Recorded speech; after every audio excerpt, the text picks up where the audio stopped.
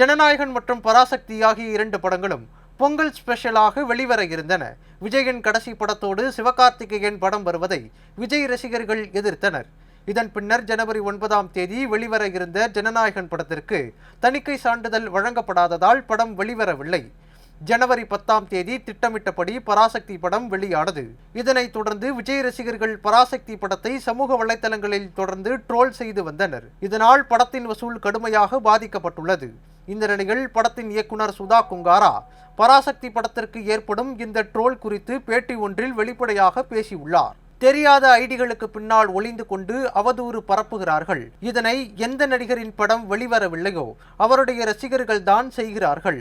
அந்த ரசிகர்கள் செய்யும் ரவுடிசம் மற்றும் குண்டர்தனத்தை எதிர்கொள்ள வேண்டியதாக உள்ளது என கோபத்துடன் கூறினார். சுதா கொங்காராவின் இந்த பேச்சு தற்போது வைரலாகி வருகிறது. பொங்கலுக்கு தனியாக வந்தும் பராசக்தி படம் விஜய் ரசிகர்களின் இந்த செயலால் பாதிப்பை சந்தித்துள்ளது.